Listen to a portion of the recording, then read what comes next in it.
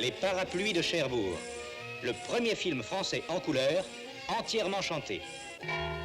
En 1992, le laboratoire Eclair a fait une très belle restauration trichrome des Parapluies de Cherbourg. Le nouveau négatif a permis de tirer des copies qui ont circulé dans le monde entier. On collait les images des bobines et on déroulait les 2496 mètres de pellicule sur une galette. Et le long d'un circuit complexe, jusqu'aux 2 lampes qui projetaient le film sur l'écran. Le film a bien vécu, mais on ne peut plus le voir en salle, ou presque plus. Aujourd'hui en France, les salles sont quasiment toutes numérisées. Et les films de ce qu'on appelle le répertoire, c'est-à-dire en fait les films anciens, aujourd'hui, s'ils ne sont pas numérisés, ne peuvent plus passer en salle de cinéma.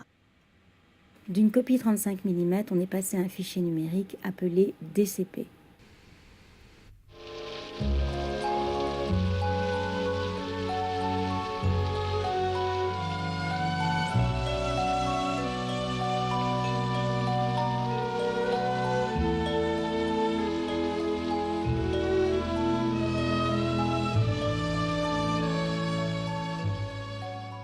Pour faire ces numérisations et ces restaurations, on est obligé de repartir des négatifs d'époque, 35 mm argentiques. Sur cette étagère, on trouve les éléments sources des Parapluies de Cherbourg. Donc une sélection trichrome qui a été faite d'après le négatif original. Du négatif original, ils avaient fait 3 interpositifs, donc 3 éléments noirs et blancs, qui chacun prenait en charge une seule couleur, le rouge, le bleu et le vert. Et ces 3 éléments, mis les uns sur les autres par addition, recréaient toutes les couleurs du film. Malgré tout, je n'hésiterai pas à rester. Donc on est reparti de ces 3 éléments qui, une fois scannés, nous ont donné des informations extrêmement précises sur les couleurs que le film avait à l'origine.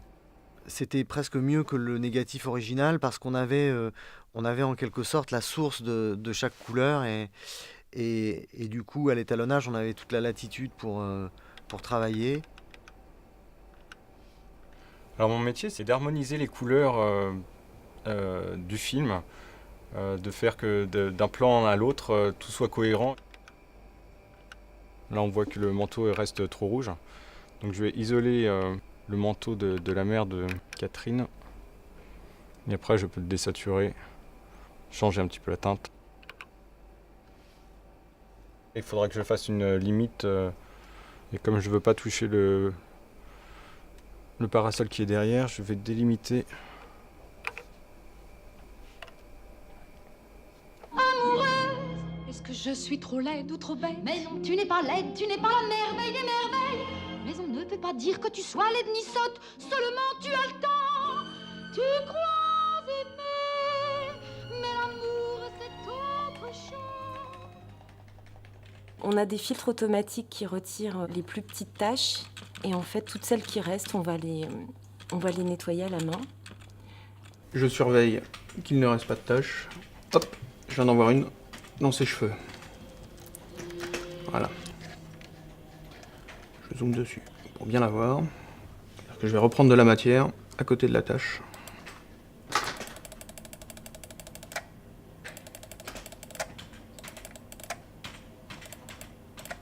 Tu verras, tu sentiras l'essence toute la journée.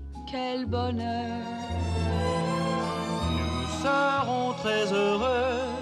Et nous resterons amoureux. En ce qui concerne le son, on a essayé de le moderniser et surtout de l'adapter aux conditions de diffusion actuelles.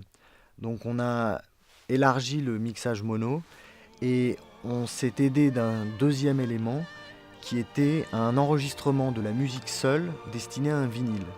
Donc ces deux éléments combinés nous ont permis en fait de respatialiser la musique et de redonner à la bande-son toute la générosité qu'elle avait à l'origine.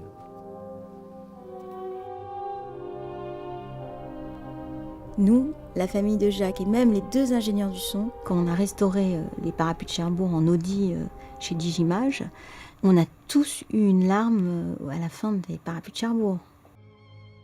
C'est Rosalie qui le dit. Et c'est elle qui jouait la petite fille en 1963. Comment l'as-tu appelée? Françoise, elle a beaucoup de toi. Tu veux la voir? Jacques disait toujours, il faut faire pleurer, il faut faire rire, il faut faire danser, il faut faire aimer.